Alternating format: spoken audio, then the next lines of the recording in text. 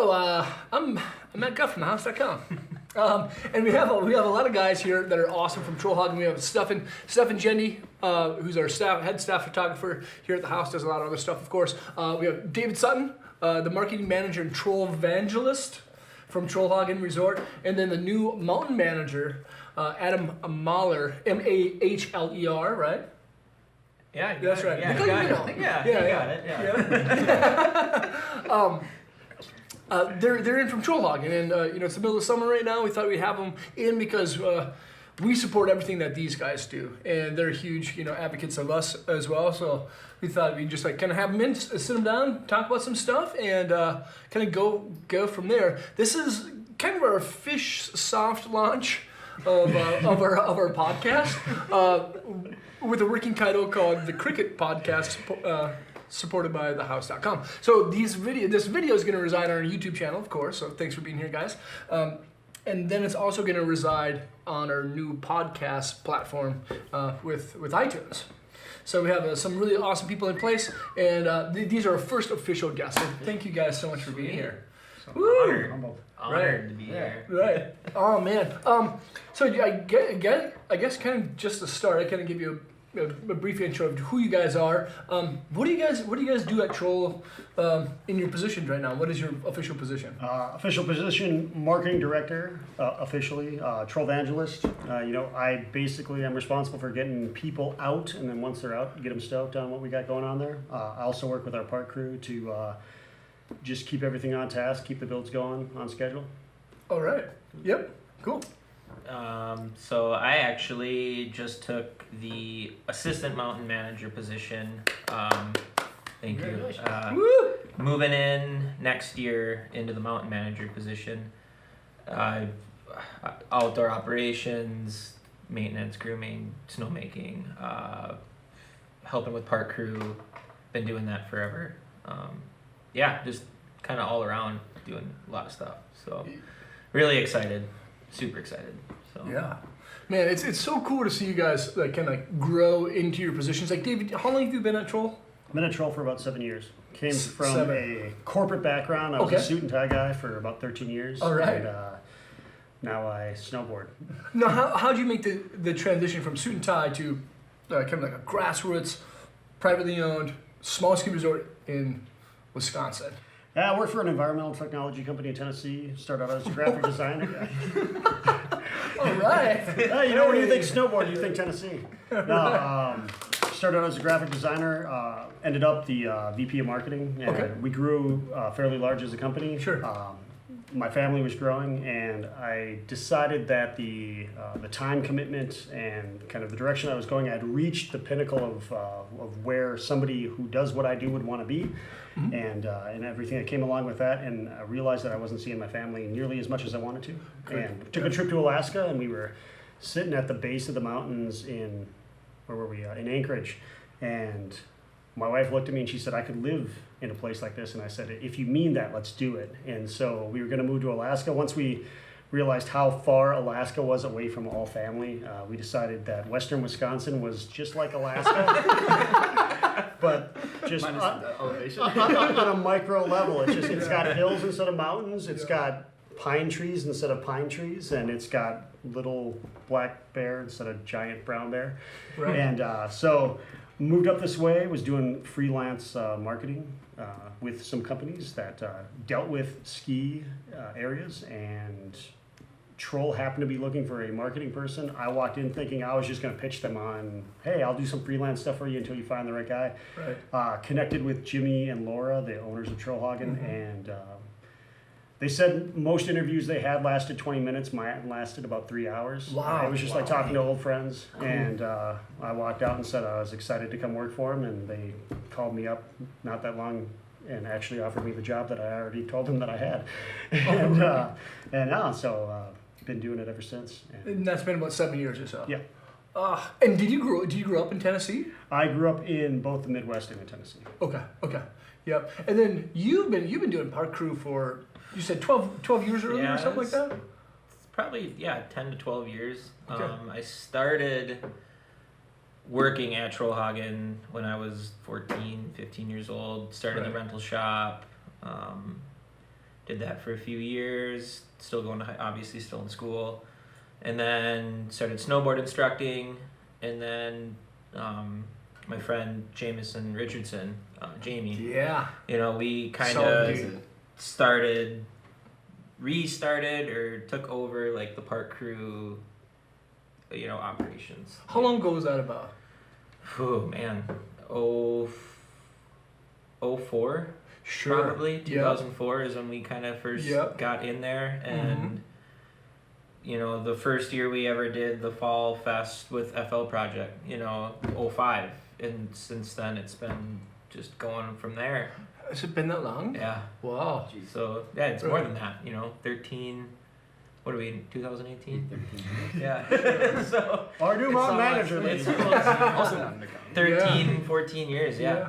Cool. So, I bet like one of the first times I rolled Troll was probably around then, like probably 2004. I think I was working in the shop here. And I remember it was like a down rail, like a yellow down rail, but it was like it looked like someone stole it from a parking lot or something like that for cars. yeah, you know, probably did. I mean, we had Oh man, yeah. But I remember Donated from a supermarket. Yeah, it was probably donated from a supermarket. There's a few rails that when they rebuilt the St. Croix Hospital, all the hand railings that they had inside, they're just, we're like, you guys want these? And we're like, yeah, we'll take them. Huh. And that's originally where the Wu-Tang rail came from. Really? Yep. But Wu-Tang was a 30-foot straight rail. And then got hit by a groomer, you know, 4 times, and it's not straight anymore. it's not straight anymore. The old Wu-Tang, right? The old Wu-Tang, we had to Sure. retire it. It was just got wore down. Yeah. And now we have a new one. Wu.0. Why not? Yeah. Right. But No, how long has the resort been open? You know, Trollhaugen's in Dresser, Wisconsin. 50 minutes north of the Twin Cities. That's right. It's really not that far from downtown. No, No. you roll out of bed, you're at Troll. Pretty Trollhaugen opened in 1950. 1950? They had a contest, what should we call it? And I believe a school teacher offered up the name Trollhaugen, and Okay. it was selected. Then in the mid-60s, a gentleman by the name of Doc Rochford, Charles Schultz, Charlie Brown, his dentist, Really? wanted a place where he and his wife could go and recreate and have a nice time. So they bought Trollhaugen in the mid-60s and began to grow it. And then his son, JR, took over and has been growing it ever since. And so, yeah, it's 68 years of history. Wow. 3 generations. Still in the family. Still in the family. Still in the family. Yep. That's so cool. And there's a tie with Snoopy. No, well, there you go. I mean, I've never seen him on hill, but I'm sure the troll would eat him if he did. Right. Okay. So it's been around for 68 years, and it's always private. Now, there's been this huge kind of like thing happening with Vail and Epic Passes and Boyne Mountain Resorts, and there's all these collectives coming together, large corporations with huge backing, but it's hard for those corporations and those big things to purchase a small resort and have the authenticity that a resort like Trollhaugen has. Like, you walk into Trollhaugen and you feel that there's something special there. Yeah, almost. Why do you guys how do you guys have such a unique feel? And we've talked about stuff, and we've talked about this before in one of our vlogs that we did. It's like, it feels special, but why do you guys think that is? Well, it all comes down to people. The people that come out to Troll are coming out there kind of to escape from stresses of life, escape from whatever, to just make memories, have a good time. So that brings a positive dynamic. And Troll's a little like the Wild West. I mean, we are in Dresser, Wisconsin. You cross the border into Wisconsin. It's crazy over there. It is crazy. different. And but then it really, the foundation of Trollhaugen are the owners. They have a passion for people and a passion for people getting on snow. Great. And it makes all the difference. It allows us the opportunity to do things on hill that might not be accessible to other park crews, or just things that help facilitate that memory making. And so I've got to give all credit and shout out to those guys. JR and Jeannie have been building Troll into something magical for a long time, and then we've seen so many interesting stories come out of it. I was talking to Pete from Interior Plane one day, and, Yep. and he was talking about when he was a kid, and Minnow can mention more, but it was just like you look back and you see Phil Cabriana and Mark Williams, like Sparky. yeah, Yeah. just old school guys that have been involved in snowboarding for a really long time. Troll was one of the first resorts to really embrace snowboarding in the Midwest. And then you've got guys like Chad Otterstrom came out of Troll, and Mike Casanova, and then you come up a few generations, and that's really one of those tipping points when you see, as social media came online, as videos came online, and, Right. and Ethan Dice dropped his part, and people were like, "Who is this kid? He rides where? You know, the middle. You know, this tiny resort, in, north of the Twin Cities, and 50 minutes." and so it's just there are so many stories and so much history and so many memories, and the Rochford family has really concentrated on keeping it like that, a place where you're not just going to an amusement park, or you're not going to some place that is putting you into a filing system to send you out. It's how can we make people walk away with the greatest memories, and so that's the magic. Yeah, that's a pretty much right on the head. Like there's a simple feel of people actually caring. Like when you step in the door, the people like selling you the lift tickets, they actually greet you with a smile. You can kind of tell they want to be there. Yeah. Like these other places, just like some kid like collecting some cash and like. I think that's a great way to describe it, because even just working there over the years. I worked.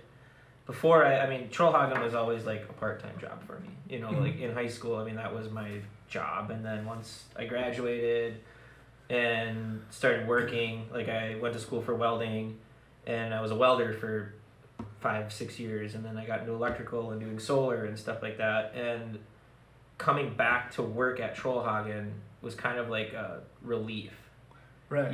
From like the everyday Yeah. grind. It was, you got jobs, work stresses you out, but for some reason coming to Trollhaugen to work there didn't stress me out.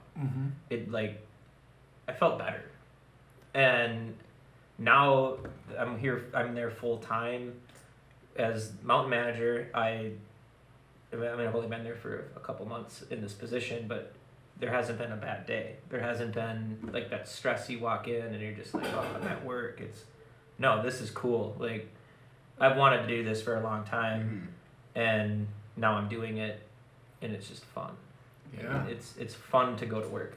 Yeah. Oh, that's nice. 7 seasons, never a bad day. Well, especially now that Right. you guys have the ropes course too, Yeah, for sure. Some Like- playtime in the summertime. right? Yeah. Get away. 125 element, shameless plug. 125 element challenge course, between 12 and 45 feet in the sky. You lock in so you can't fall down. You get to climb. It's like Ninja Warrior in the Ewok village. Yeah. And, Wow, and it's pretty then a bunch of zip lines. So yeah. Right. Yeah. So yeah, we wanted to find something that was. We see it as adrenaline adventure all winter long. Depending on your experience level, you can have a ton of adventure, or you can just chill out and enjoy a nice, relaxing 3 a.m. Friday. We wanted to, shameless plug, we wanted to replicate that in the summer. What can we do that hadn't been done before in the Midwest and could get people that same level of adventure, get the adrenaline going, get people stoked on coming out again? And so, yeah, it's been a lot of fun to have something going on in the summer. Well, we've been doing those zip and sip things too, Yeah. where What's that? so it's 21 plus Okay. kind of deal, and you like pre-sale tickets for it, and it's in the evening, right? Sun goes down, sunset kind of deal. You have a dinner, wine, beer, whatever, Yep. and then you go ziplining at night. So we walk you up and take you down. I think we go through the woods. Yeah, we do the woods We tours. go through the woods tour, and then there's the big dual zip lines that go right over the whole tubing hill. Got a Cool. 1,000-foot drop. That's pretty Yeah, sweet. it's a good time. And Wow. you get a meal and beer and wine, and there's really cool people that come out for it. And Yeah, you want to impress a date. yeah, That well, good yeah. date night right there. Yeah, for sure. Definitely. Now, how long is that So the date night, what's it called, Zip and Sip? Yeah, Zip and Sip. That's Yeah. a good name. That's actually a really good name. So like the tour begins. Zip You and sip at the same time? No, No. not simultaneously. No. yeah, That's fair. slamming Sip beers before while you you're sip. sipping. More after, How long is the tour? So you get clipped in and you kind of like you go from one thing to one thing and one thing. Or... Total is about 3,000 feet of zip lines. Okay. So you're out there for, if you do a full tour, about an hour and a half. That's a long. That's a long that's a time lot. just zipping. Yeah. Wow. And there's, some of them are short, fast. Some of them are Okay. long, and you can kind of chill out and enjoy the experience. So. Cool. And all at night, you wear like reflective clothing and like headlamps and stuff, or how's it lit? It depends on the Moonlight. We used to call them moonlight zip and sips because we'd always do them on full moons. But the Cool. full moon wouldn't always cooperate, and so it'd be like, well, we need you on a Saturday, and it's like, nah, it's Wednesday, I'm coming out. And so then now we do some headlamp stuff. It depends on the nature of it. Is the night going to be clear? Is the moon Right. half out? And Okay. So we just kind of play it by ear. When's the next one? I should have probably looked that up. June 15th. All right, June 15th. That would have been Friday. today. No, Yeah. no, Friday. no, it's July 15th. Yeah. July 15th. We have to do that. Zip and sip? Zip it. We're going on a date. We're going on a date. That'll be your bachelor party. We could. Oh, yeah. Congrats, by the way. Hey. I know I'm behind the ball on that. I'm so sorry. I'm getting married. I don't know if you guys know. Yeah, getting married. Like trying to get married and plan stuff. It sucks. It's insane. But that's a good idea. We should probably Yeah. go out and do that. Go golf. Yeah. But we talked about bringing the marketing team out to do the ropes course, and you said 126 features. 125 elements. 125. What's an element? An element, basically, we've got over 50 platforms out there, but each 50 platform platforms. has 3 decks on it. Okay. And from deck to deck Yep. is an element. So sometimes it might be 6 tires that you have to hop across 45 feet in the air. Sometimes it might be some pogo sticks that you have to climb across. And lower levels are less intense, so Okay. we call it challenge by choice. So Sure. if you come out and you're at a lower level, you're about 12 feet off the ground, you're locked in, and you might be walking across a bridge or a balance beam. Mm-hmm. But if you feel like you're training for a mud run or something like that, you might get up on the black horse like Stephan and find yourself wondering how on earth you got here and why How can't do I somebody get come down? rescue you. Right. Do you find that people actually come out to train for like events like that, like Tough We- Mudder and Ninja Warrior and stuff? We have. It's about the only facility in the Twin Cities that has some of the things that you're going to experience in an outdoor mud run event like that. And so those events, you test every muscle group, and really our challenge course does that as well. You're Right. reaching above yourself, you're climbing over stuff, you're ducking, and so you get a really good full balance workout, good Sure. cardio. Right. You're tired when you're done. Like Oh, yeah. It's not. You think you're gonna go out there and fly through all 4 levels? That's not the No. case. Like, You're like No. you're on yellow and like yeah. You're like, I need a break. Just have to come back. You know. Right. But then we got a course for little kids. It's about 18 inches off the ground, 3 to 7 year olds, and so Sure. they can come out and while mom and dad are climbing the big course, they Right. can feel like they're having an adventure. Down the I'm road. really good at that one. Right. And that's a pretty cool transition from an awesome. You guys always have awesome winters. You do really. I think one thing that stands out with Troll is like you're doing a lot of really cool promotions. Like the late night Friday nights. Yes. Like everyone knows about that, Mhm. and everyone that's there is smiling and having a good time. It's so much fun. You do a lot of little things like that that really draw people out. And you guys transitioned well into these summer months. Yeah. So when does this zip line and ropes course thing? When does that end, and when do you start focusing back on snow again? Because you're 100. I like your countdown. 143 Right now, days out. About 143 days out. 143 days out to on snow. Yeah.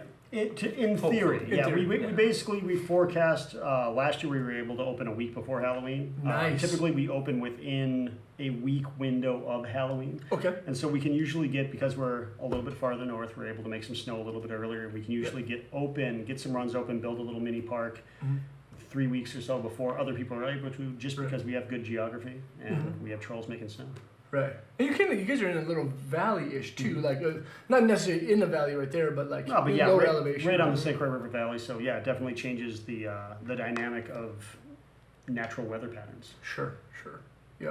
Now, so what are your guys' biggest plans kind of moving into the 18-19 season? You guys did a lot of awesome stuff. You did Lord of the Ropes. You won Best Midwest Park by TWS. By Transworld and Newschoolers.com. Hey, Yeah. right? So what do you guys do? What do you guys plan to do to like kind of keep that momentum going? You hired Adam. I mean, I feel like we don't need to change a ton with our Right. parks. I mean, we're doing a good job. We got a Yeah. really good crew. I mean, Kyle Kennedy, Tony Wagner, Logan Herbert. Yeah. I mean, those guys alone are just invaluable. I mean, Mhm. they're Yeah, they kill it. yeah, Like they're the ideas they come up with, their work ethic. I mean, the whole crew is hard workers, and Right. as long as we just keep doing what we're doing and put out a good product every time, it kind of just takes care of itself, you Right. know. And Yeah, it's like Kentucky Fried Chicken. You might add something to the menu, but you don't change the recipe.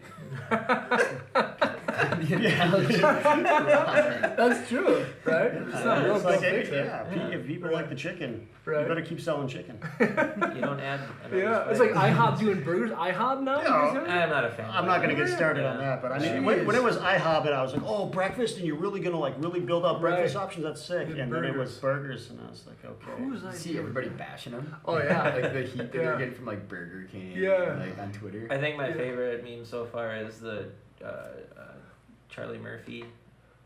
And it's just a picture of him in front of an IHOP and it says pancakes underneath. Like the whole Prince thing. Like, Come on. it's so good. It's Oh. like, nice. The Zoomies, that parody Zoomies guy, the Bang Bang Skeet Skeet guy. Oh, yeah. He does a really funny IHOP parody of their marketing team trying to come up with the idea. We'll link it below. It's really funny. Yeah, we're just here to bash competitive restaurants. Come on to the Jay- Trollhaugen Lounge. We don't have pancakes, but we have burgers, and they're probably better. Your guys' food is good. It is. Yeah. It is good. We have an actual chef Okay. who was hired and Yeah. and legitimately makes food and Okay. buys quality product, and it's not just stuff coming off a mass Right. market truck. So. Right. No, there are some mass market truck stuff. I mean, Sure. you're not going to hand cut your own French fries. Although Right. they do actually do some fried chips, but anyway. Do that. Well, do you guys do all Wisconsin cheese? Mostly, I would imagine. I hope everything. so. Yes. Yeah. Yeah. I mean, You're getting cheese from California. I just don't want to be dishonest, but I'm trying to think. It was like, yeah, the curds are scotty, and Ellsworth. the pizza's scotty, You know? and Ellsworth I imagine not the- far. yeah, the Miller burgers have Lite. got to be. I mean, Miller Lite's Wisconsin. You Right. know? Yeah. But kind of going back to the parks and what you guys do is like, Troll's really well known for the parks. Mhm. And like you said, if you don't really have to change anything because you're already doing stuff right. Mhm. But besides the people, what do you think else is drawing people to come ride the parks? You know, the setups are great. You know, the features are really good. You know, what do you think really attracts people to come there? You know, there's this special light about Trollhaugen. There's like this energy. Yeah, that it's like the attracts community. people. It's the community. Yeah. The people out in the park. You get out to Troll, and I've been to resorts where you get out and it's like locals only, and you get out to Troll and you've got, a surly snowboarder like Jeffy, encouraging this little skier kid who totally. came from some other place, and, Yeah. and it's not like we had one day where it was like a lot of places like skiers, snowboarders, and there was some skier kids out, and there were some dudes from out of town, and they were riding, and they were hucking snowballs at the skier kids, and In the park? Yeah, and a bunch of lokes walked up, and they're like, "Dude, that doesn't happen at Troll. Solid. Don't throw Yeah. snowballs at those kids." Right. And that's just what it is. It's just this close-knit community. It's like it's family, Mhm. and Mhm. I mean, it's what we were talking about on the way down today. We were cleaning out a warehouse yesterday, and it wasn't like you were cleaning out a warehouse with a bunch of dudes you work with. It was like you were cleaning out a warehouse with family. The people are joking, people are riffing on each other. It's just weird. It's Yeah. fantastic.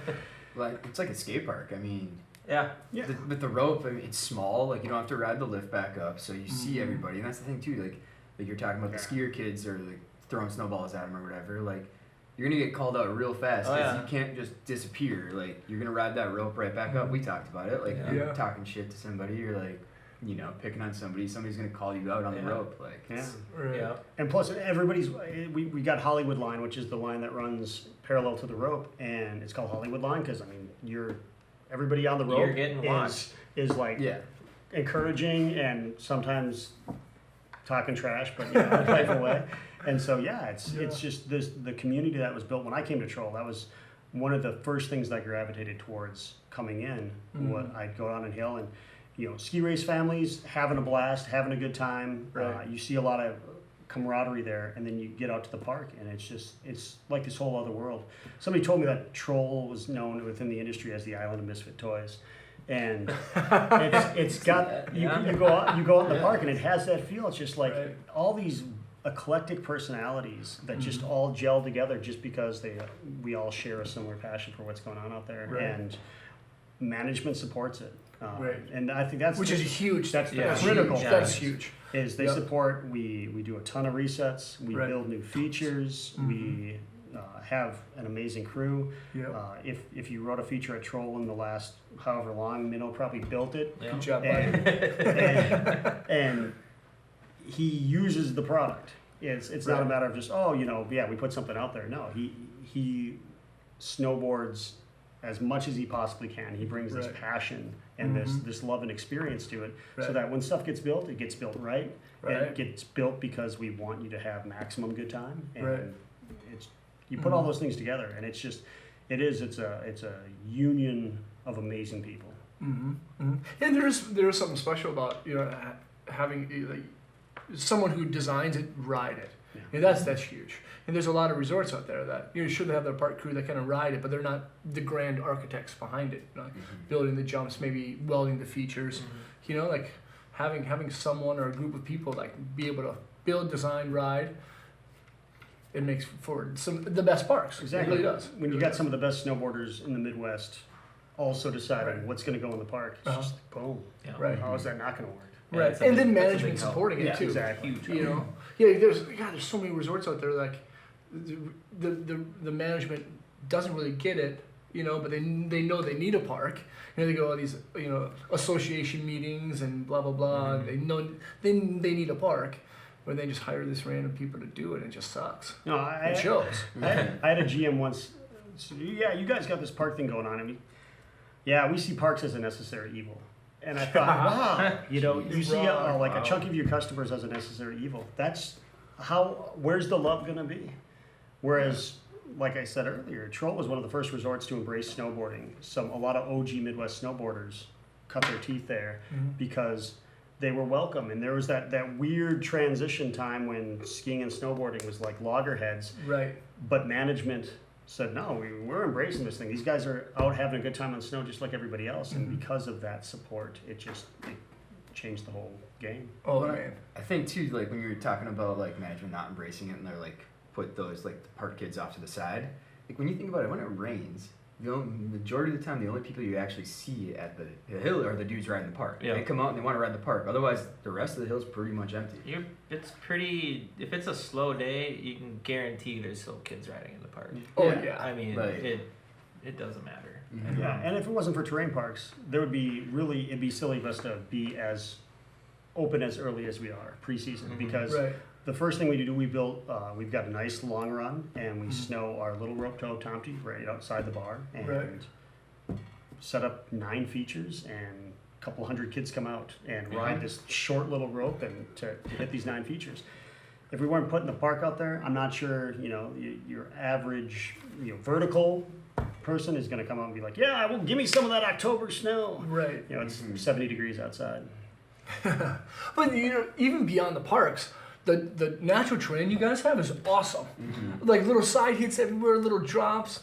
It's some of the best. I like it a lot. I like just free riding. Free riding at Troll is great. There's a lot of different kind of terrain. And the border cross course. You guys build that border cross course? That's fun. That's so sick. Yeah, there was a movement, I think it was in the 80s, where a lot of areas were looking to flatten out and basically create just a white wall across the resort and to maximize terrain. And unfortunately, I think it took away a lot of the character of some of the resorts. And when you don't have trees, when you don't have weird nooks and crannies, I mean, it's like you said, I love about Troll. There's nooks and crannies everywhere, and no matter what your ability level is, you can find something weird to hit that is within your comfort zone and feel like you were a superhero because you hit this like weird little thing, but then all of a sudden you look over and there's Krister like boosting off a giant pile over your head, You're just like, whoa, you know how that just happened. Right. And so, yeah, it's a playground, and we really focus on how much playground can we add. And I think, you talk about the future. That's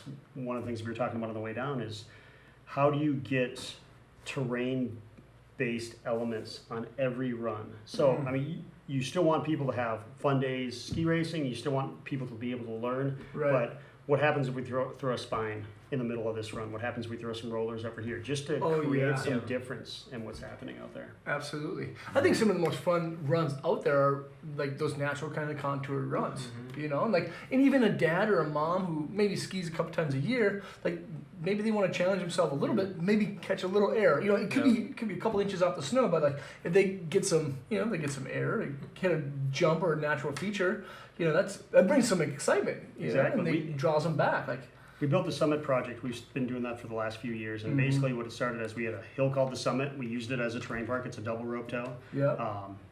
Handful of park kids out there, but it's a double rope tow, and it is a long double rope tow. And so it takes a lot of work to get to the top. And so looked at it and said, how do we get more people out there? And we decided to build basically a tranny park. And so we started building The snow most tranny parks. fun. Yeah, it's tons of fun. And the person I see out there the most is this gal who moved here from, I believe, Austria. And she's Okay. out there with her 8-year-old son, and they're on downhill skis, just Yeah. surfing tranny. Because she said, I come from big mountains, and I come here, and everybody just has straight Straight white ribbons. And I come over to you guys, and I can find something to do and have fun. And so she's out there all the time. Oh. And so we'd love to see it, because all of a sudden there's this run that was not fully utilized. And now you see families out there just surfing tranny. Oh. Yeah. And I think So good. what opened our eyes up to that was having the Troll project there. And like Yeah. with Snowboy and Crush coming out, Yep. I mean, we never built a park like that before. And just seeing that go from paper to on hill and then riding it I was like, we need to do this more. Like, this needs to happen every year. Not so much the event, but just like how we build our park over there. And Tranny. it's just, It's amazing. it's so fun. I mean, you can go as big as you want, you can go as small as you want. Like, it's like the perfect mix of snowboarding. And I have a blast over there. When Oh we're- yeah. Well, What I was gonna say, there's just so many lines that you can choose too. Like, you could ride there 3 days in a row and still find new stuff to do. Oh yeah, it's not just rail, rail, rail, Yeah. rail. Right. You can go everywhere. One of the most fun days last year was at Troll. I don't know if it was after like Lord of the Ropes. It might have been one of the late night Fridays, but it was on the long rope run, the ski run. Is that what it's called again? Well, The summit. Summit project, Yeah, yeah. Summit. Why is it called? I've heard it be called like ski run before. Oh, some people call it race hill. Racing. Because Okay. it was actually built to be a ski racing hill. Okay. But riding flat. a lot of rope when you're racing, because racing It's is an tiring. aggressive physical Yeah. activity, and then all of a sudden you're on this rope that is literally pulling your core out of your body. Right. So, Yeah.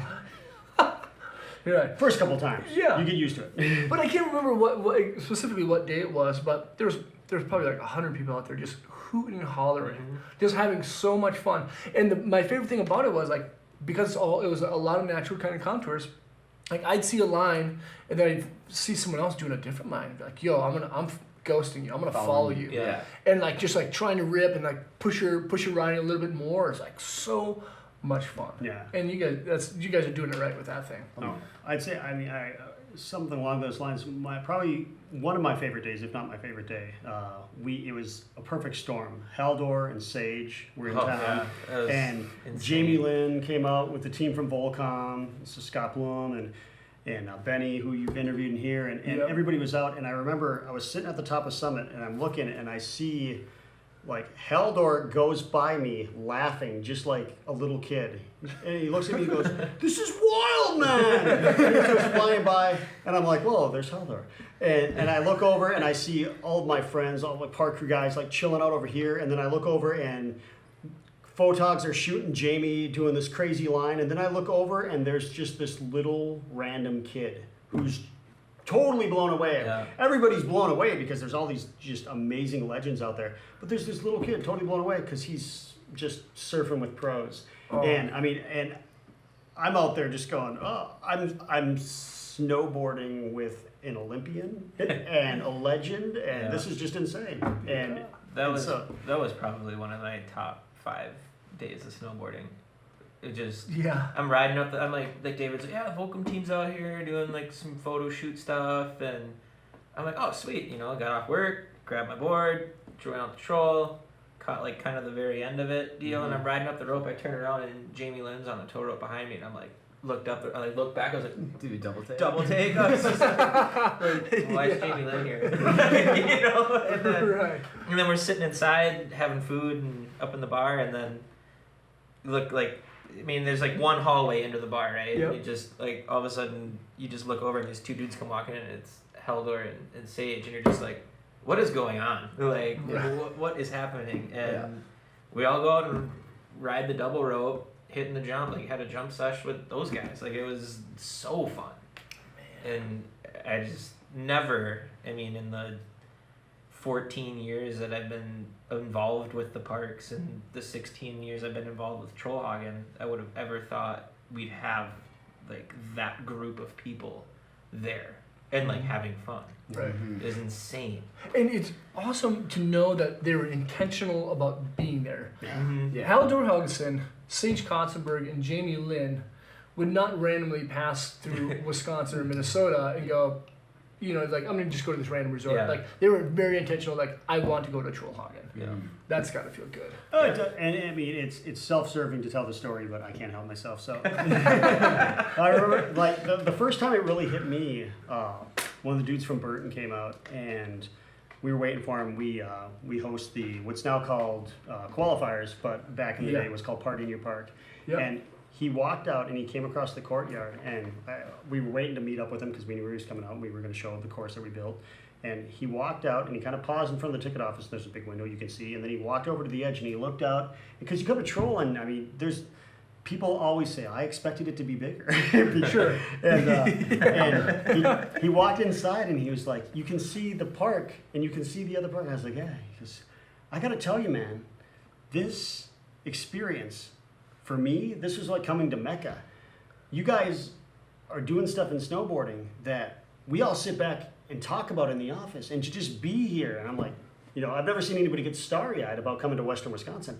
And he said, It's a great place. I don't even think you understand Right. how you guys are perceived on the outside. I was like, oh, that's pretty cool. It's kind of humbling because, you know, our whole thing is you take care of people, business takes care of itself. Right. You build a good product, people want to come out and enjoy the product. And so it's cool to see how the effect that has had when some dude from Japan sends me a note and says, hey, I'm taking my first solo trip out of Japan ever, and I'm leaving Japao to come to Trollhaugen and live for a month. Yeah. What? Do you have anybody who can show me around? And just like, people are coming from Japan to come to Troll. Well, there's People a are coming group that came out a couple years ago. Yeah. There was like 6 dudes that flew from Japan just to ride Troll. Yeah. Yeah.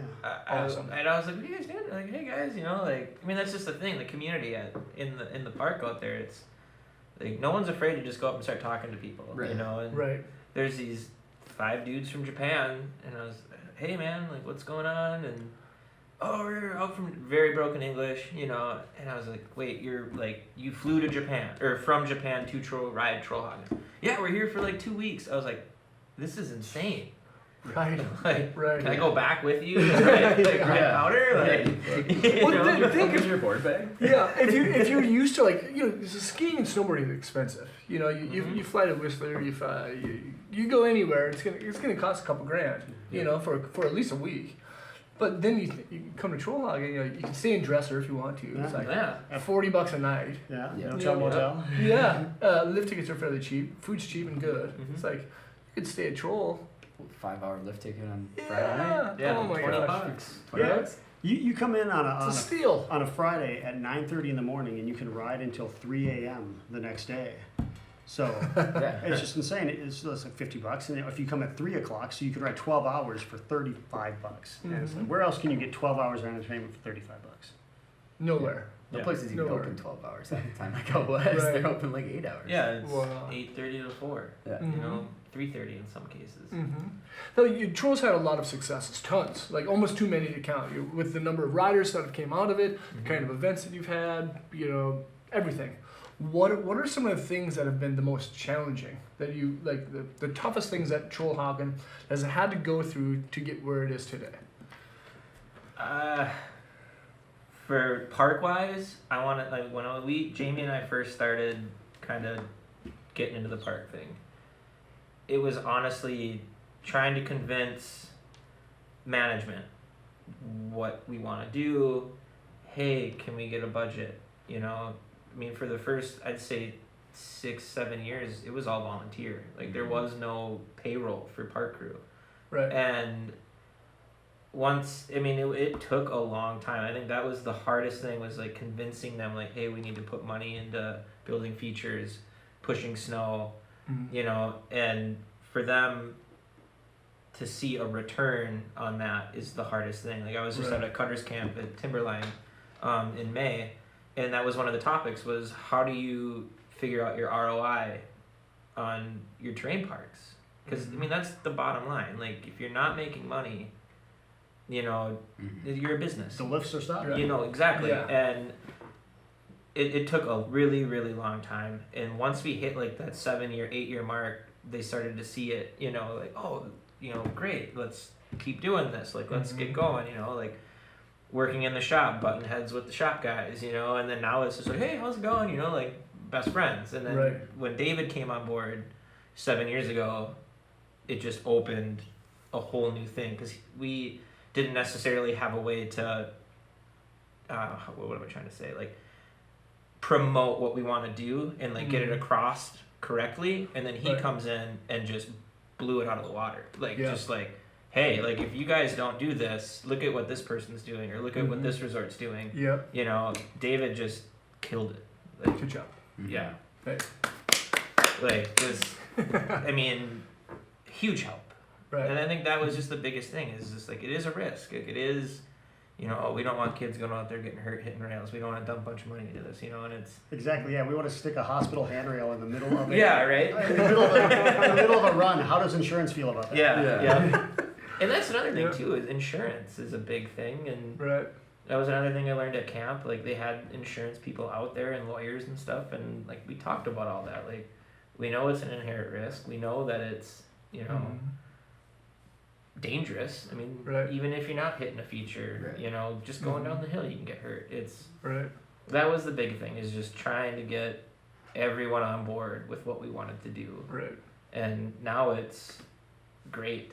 Like Mhm. we can work, they work with us, we work with them, and David just does a great job with all that. Yeah. We got a lot. I mean, we've got so much to work with. We have so many talented people out there. We have so many solid crews that come out. It's one of those things where if I would look at it when I came in and said that question, what's the greatest challenge that we have here? It's how do you break through in an over-communicated society? How do you break through with your message and to get your word out? And Start a podcast. called Crickets. It's just like, let's just get what's happening, because there was just magic happening on the daily. There's days you can go out to troll and it is super sick when pros come out, or when local pros come out, like when Midwest favorites come out, and you're just like, oh, it's such a sick day.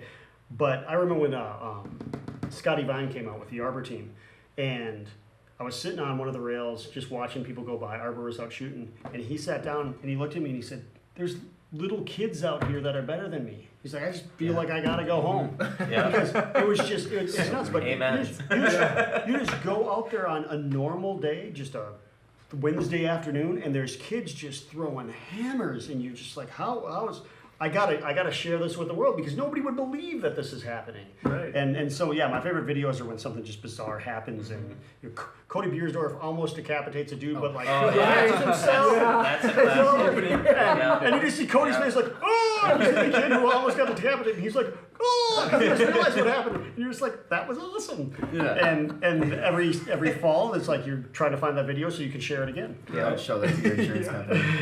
Yeah, they watch that. Our insurance company told us they watch our videos, so Okay. we're always Right. careful with our social media. Yeah.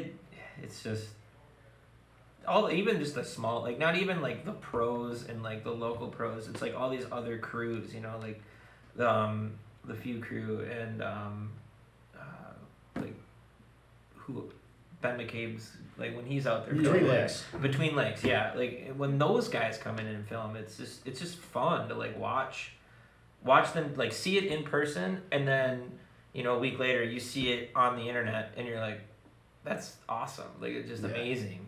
Troll project, like your shots, I mean, I've scrolled through your photo thing I don't know how many times, just being like, oh my, like that's a sick shot, that's a sick shot, you know.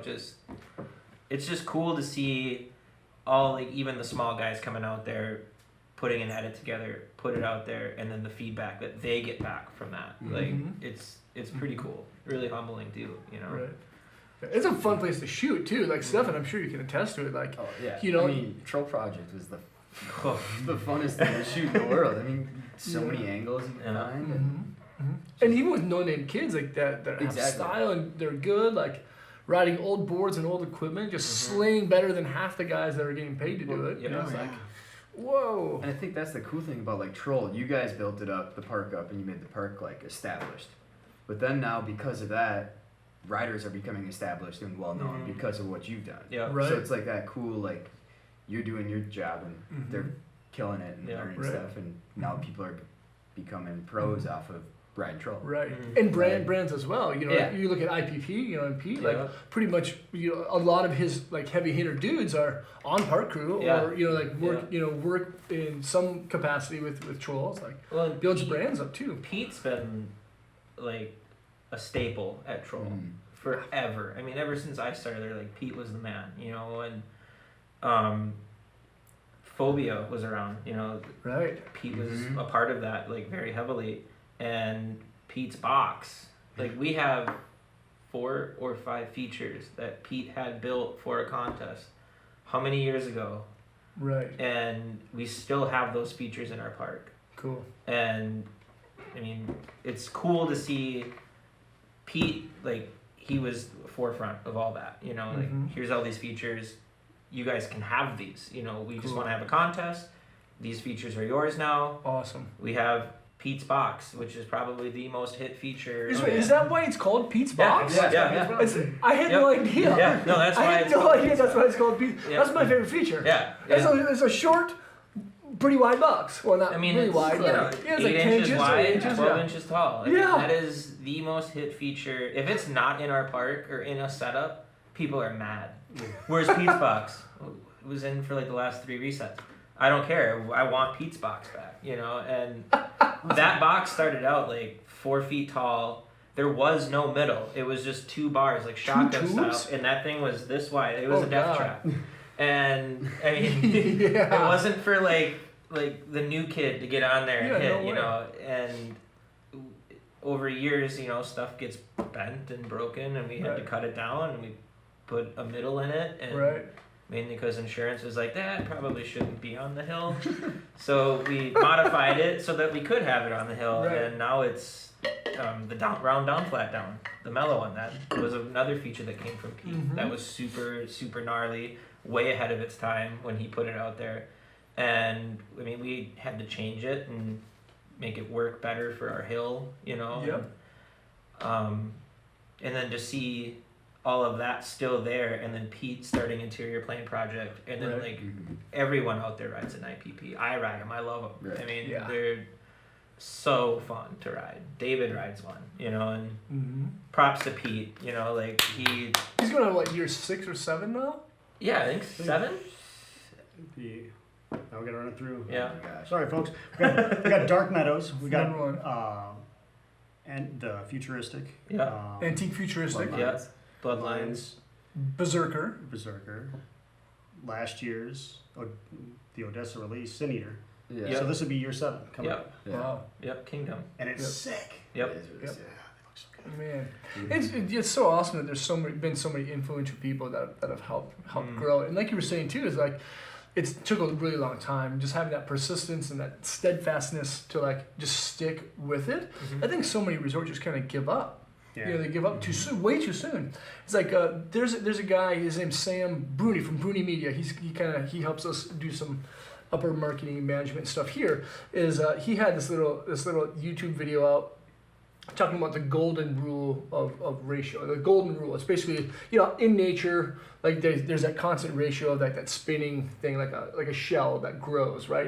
It grows in a certain ratio, and that's kind of like how time and a workload can be. It's like you put in a little bit of time, and things gradually grow, and eventually something becomes beautiful. And I think with the steadfastness that you guys have had, the persistence of like starting something small, gradually starting to grow it, and it's had this like beautiful outcome, like in so many different ways. And the Troll's been doing a lot of things right, and it shows. It impacts the entire world of snowboarding.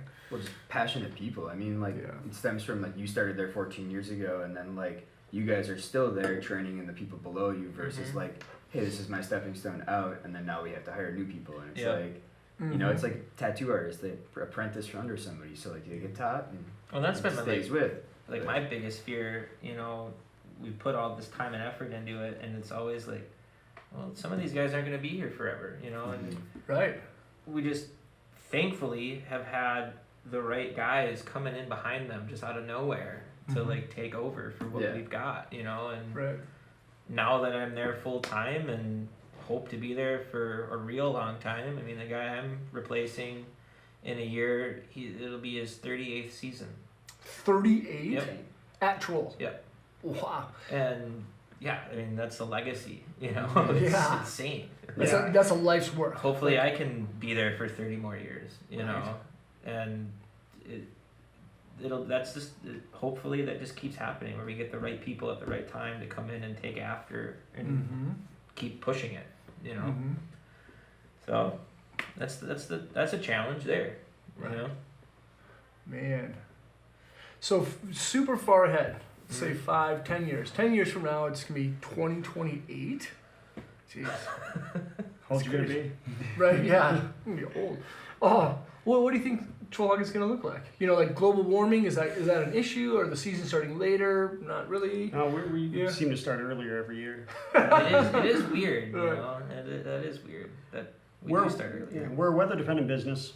100% snowmaking. 100% snowmaking, and there's always been cycles in nature. There is always, for as long as we've been here, there's been human ingenuity, and I mean, right now you can go out to Woodard and they've got the summer snowmaking machine. Right. So I mean, technology will keep pushing. Wow. I mean, I would love it if Troll had a summer snowmaker. We'd open up a hill. And, but yeah, summer's kind of nice. But yeah, so for us, I mean, we were open in October this year, and we closed at the end of April, and so that was crazy season. That's insane. And so we're looking at it. 10 years from now, Troll will be there. I'd hope we've got some new runs, some new lifts, some new wacky toys to play on. Yeah. We got some ideas. We got some ideas. Right. You know. We came up with a kind of a cool feature idea a few weeks ago. Oh God, should we tell him? Yeah, let's tell him.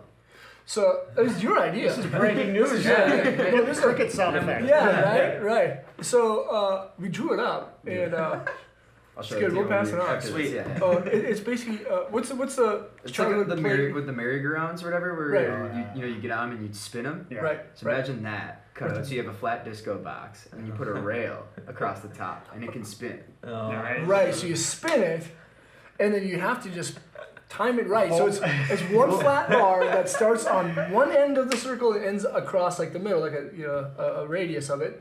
It ends on the other side of the circle. And you spin that. See, or you have it still, and you can go up like back lip it, and then it starts rotating. Kind of like, do you remember the Nixon Jib Fest when JP and the circle rail? Yeah, so it's kind of like like a take on the circle rail. So we could try to gather up some funds and Hard plumb some propane in, have some fire coming off it. Right. Yeah. Do it up right. Yeah. but I shouldn't say that. I'm like, Like, well, here's my insurance space. insurance thing to that. Yeah. Yeah, I was gonna say, do you have to run features by insurance? No, it's No? they kind of set. So there is a NSAA, National Ski Area Association, put out this. It's like 100. You just sent it to me. It's like 170 pages of just terrain park Recommendations. recommendations, guidelines. You know, I mean, that's kind of the beauty of building terrain parks is. There is a right way to build a jump. There is a wrong way to build a jump. There's a wrong way to build a rail. There's a right way to build a rail. And as long as you're like following those guidelines, the options are pretty limitless. You know, it's as long as it works. You know, and you don't want kids coming out there hitting this circus feature and getting an ambulance ride. Right. You know, I mean, Because that's a customer. You want them to come back tomorrow and Yep. enjoy it again. and Right. it's kind of funny. There's a dad and a son, and they're been coming to Troll forever, and for a while there, like they just had the worst luck. Like one kid got hurt. I mean, just simple something got hurt to the hospital. Next trip out, the dad gets hurt, goes to the hospital, but they kept coming back, and it was just.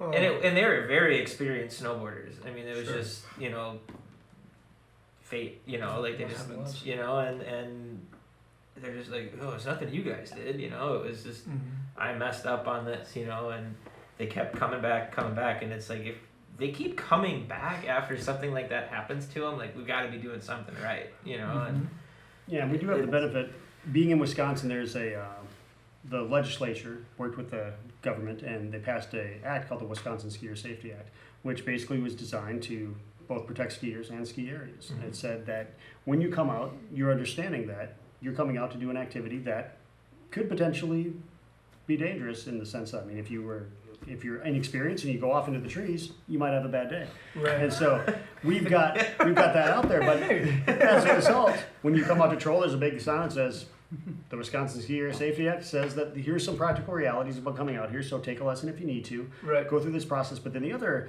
thing we have is Trollhaugen is 100% terrain park. That you don't necessarily see terrain features on, or you don't see a steel rail on every feature, but we are designated as 100% terrain park. Wow. So when you come out to Troll, any run could have a feature on it. And so you come out knowing that. And as a result, our customers come out and they have an expectation that and even if you're going down one of our aggressive race hills, there might be a little roller over on this side. So when you're coming down, that's going to impact your experience. And so as a result, we've got a fairly educated customer base. And then folks who come out for that first time, they come out and everything's communicated very well. You know, they have that understanding that they're coming out and you're getting on snow and you're going to be going fast. So Yep. read the signs. Yeah. Read Read the the signs. signs. Read the signs. Not very many people read the signs. No. no, so you make them bigger and you put them in more places. You know? Yeah. You put it on the tickets and you put it on everything. And you say, Everything. Yeah. But no, as far as things go, we've had a lot of success in people coming out, learning to ski and going out other places. And we had somebody who was in Utah and they were talking to somebody randomly on a chairlift and said, "Oh yeah, so where are you from?" They said, "Oh, I'm from Wisconsin." "Oh, really? I know this guy from Trollhaugen." Like, who? "Oh, it's Raleigh Westman. That's my dad." He's like, "Oh yeah, he taught me how to ski," kind of thing. And it's just like bizarre stories because like, 68 years, there's so many stories out there, and it's fun. I mean, people shoot me a note, "Hey, yeah, I'm in Norway," and somebody came up to me and was like, "Trollhaugen, yeah," and you're just like, yeah, I'll have an RA. It happened to you in A couple Whitefish. times. Yeah, I was Really? in Whitefish, Montana, and I had a Trollhaugen sticker in my board. And I was just rolling through the park, and I was waiting up top, and kid looks at my snowboard, and he looks at me, and he looks at my snowboard again. I was like, he's like, "So have you like been to Trollhaugen?" And I was like, "Yeah, I work there." "No way! I want to come there and ride like so bad." I'm like, "Dude, you ride in one of the sweetest places on the planet. Like, what are you doing?" It's just like, I'm like, this is besides Trollhaugen, like Whitefish was one of my favorite places to go snowboard, and he's just like, I want to go there so bad. He's like, you guys are the sickest parks, and he's like, what do you do there? I'm like, oh, I'm on park crew. And he's like, what? No way. And I was just like, Freaking freaking out. And then even I was up at Holy Bowl A in Sunshine Village. You know, That's pretty much it. and like just talking with the people that were out there riding, they're just like pros. Mm-hmm. Like, oh, you're from Trollhaugen? I was like, yeah. He's like, oh, I've always wanted to go there.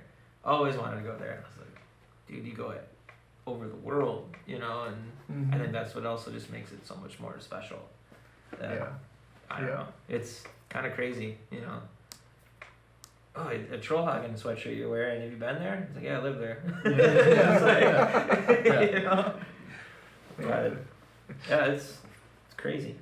Yeah. So for any ski resort that, or anyone within the ski industry or snowboard industry that watches this, and they're trying to like revitalize their parks or the resort to cater towards terrain parks a little bit more, what kind of advice would you give them? Like, do these things, and you should have success if you stick with it.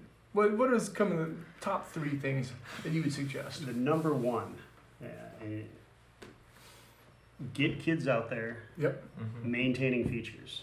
Okay. If you've got if we're talking terrain parks specifically, if you've got a park that hasn't been maintained in a couple of hours, you've got ruts, you've got not the safest conditions, you have potential hazards, and you have a subpar experience for your guests. Right. And to me, when we have occasionally where we've got to close a park to do a reset during the day because we are weather dependent, and if factors are such that we have to close the park during the day, and somebody comes out to ride that park that day and they didn't get the word that we weren't open, I feel so terrible. Mm-hmm. But if somebody comes out and the park is open and they come out and if everything was rutted out and the lips were all shabby and everything, the experience wasn't what their vision for it was. Right. The 1817 video they saw, the Ethan Dice video they watched, Right. they came out expecting to experience that, and then instead it was just a mess.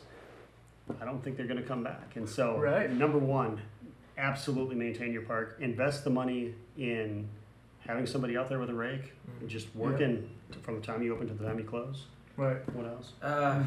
Like you said earlier, persistence. You know, if you're not getting what you want, you got to be able to learn to work with the other people that are involved with the ski area. You know, you can't just come in there being like, this is what we want to do and we have to do it. Right. You know, no, that's not how the real world works. You know, like you need to work with the management, you need to work with your groomer, even the customer, you know, like you got to see what's out there, to see who's out there using that stuff. You know, like you can't just go throw out a super gnarly feature and then be like, oh, this is what you get, sorry.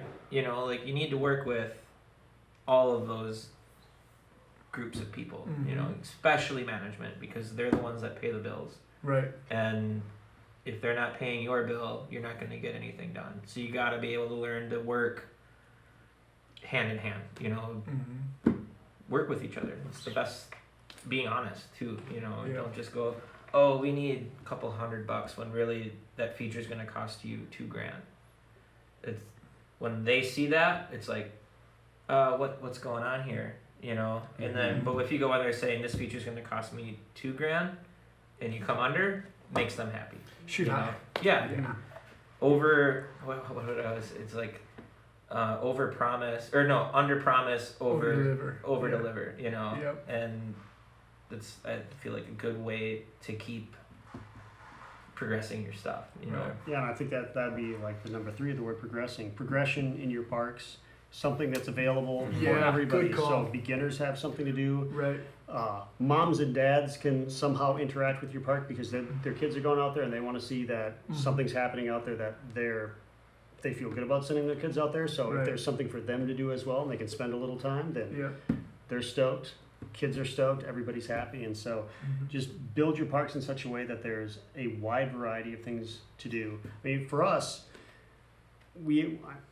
I encourage people to go check out other parks, to ride other resorts in the Midwest, in the Twin Cities.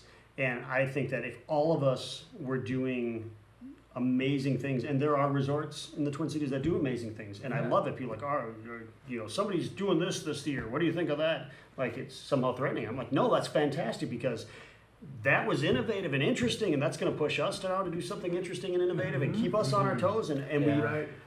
like, our philosophy is all ships rise together. If we raise the water, right now in the Twin Cities, 3 to 7% of the Twin Cities skis or snowboards. How many? 3 to 7%, I believe, was Only the last 3 to number. 7? Yeah, in the Wow. last number.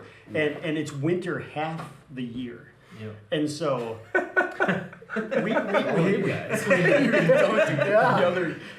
we need more people Right. on snow, not going stir crazy, and you're just like cooped up inside. And so if we can all get more people, tell your friend. I mean, the tell a friend tour that Line Skis does, it's fantastic. Right. Tell a friend to come out and ski, learn the Right. first time. Right.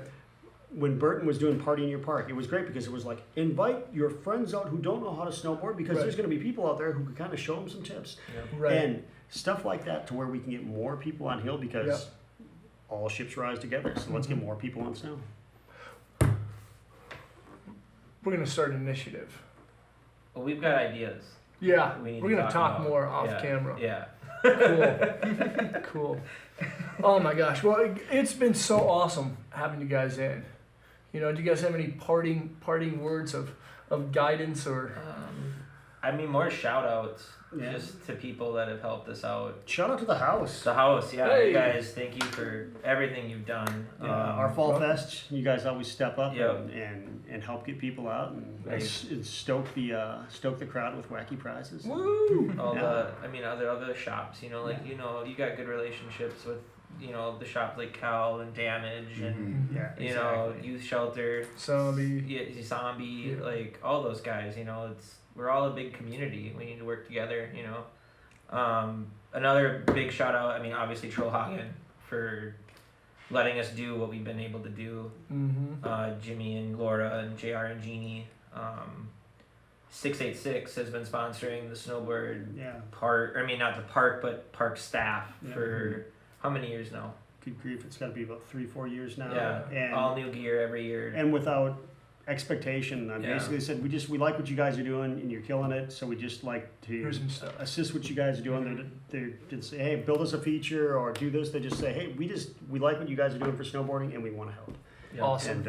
And so that's we run into a lot of people like that. Where I mean, a couple of years ago, after the Burton U.S. Open, Oh yeah. Colby from Burton shot me a note and said, "Oh, by the way, all those rails at the U.S. Open, you want those? Because we've got to put them somewhere. We'd love to put them at Troll." And I said, "I'd love to have them, but the thing is, we don't really put sponsored features out in the park." He's like, "No, do whatever you want with it. It's your steel. Go out, chop it all up, go Frankenstein on it, do That's whatever what you want." happened. So cool. And gave us That's awesome. $25,000 worth of steel and said, Yeah. "Go How crazy." And so I just that kind of support. I think it's that extension of kind of the Trollhaugen experience, just the snowboarding community and the freestyle ski communities, everybody working together and saying, how do we get people hyped to be Yeah. on snow, Right. especially in the Midwest because it is half the year. Like the Awesome. Pete would be another guy, Pete Harvey with IPP. Yeah. I mean, Mm-hmm. he's helped immensely with the scene just in the area, you know, and out at Trollhaugen, that's his home mountain. Yeah, with Lord of the Ropes last year. Oh my god. That Lord of the was- Ropes is the best Oh, contest I've yeah. ever been That to. was so much I Ever fun. been heard to, that from ever. a lot of people when I was out at camp, Yeah. Cutter's Camp. I mean, Dude. everyone was like, Lord of the Ropes, like, Dude. oh my god. I was like, Yeah. I honestly, like, we can't take any credit for that. Like, Pete, that was Pete's brainchild. Best contest ever. And hands down, one of the coolest the coolest event I've ever been a part of or witnessed. Oh, yeah. Fun community stuff. Yeah. Oh, Yeah, God. it was so much fun. Was it 34 riders? 30, 36? yeah, 36. 36. And next year's going to be 64? Is it 74? I have no idea. He's mentioned growing it a bit, so Dude. That was just wild. and this Yeah. year Best I contest will not. format? I replaced the camera on my phone, so when I do the live stream, it doesn't look like a potato in front of everything, like a hazy potato. People are like, "Is the camera guy drunk?" And I'm like, "Well, if I was, it would make the camera out of focus." But no, it was the drunk cam for sure, because like everything had a haze. So like next year, watch Lord of the Ropes. It's gonna be sick. Yeah. Yeah. Oh, one more is sorry. No. Would be just the people that come out and ride. Yeah. Oh, I yeah. mean, if it wasn't for the customer base, and I don't even consider them customers, it's family. You know, the family that comes out there and ride Trollhaugen just makes it even better every year. and hopefully we can just keep that ball rolling. All the guys and gal on park crew. Yeah, Hannah. No, we've seen some great people on park Yeah. crew over the years. Snowboy with Crush. Yeah. Like, Right. he's an awesome guy. Sure. Mhm. Really, really fun to work with, and you've worked with him multiple times. Mm-hmm. We have too, so hopefully we don't have to change too much. Just keep pushing, keep Making going. it weird. Yeah, make it weird. Yeah. Well, awesome. Well, thank you guys so much for coming out and hanging out. Thank you. Yeah. Yeah, and we'll stay connected about this zip line date zip. Oh yeah, Zip and zip. Zip and zip. We're gonna come out and do that. The but ultimate date night adventure. only 50 minutes north of the Twin Cities. I see. I would yell it, but I can't. I don't have a beard. Oh, you If I gotta had have a the beard, troll. yeah, it just Or You're the the troll troll. thing. You're not the troll though. No. No, Say if I had his beard, You could. magic in the beard. Yes. Well, thank you guys. If you're watching on YouTube, thanks so much for tuning in, for watching. Leave a comment or a question. Let us know what you think of Trollhaugen. If you have any questions for these guys, we'll do our best to pass them over to them.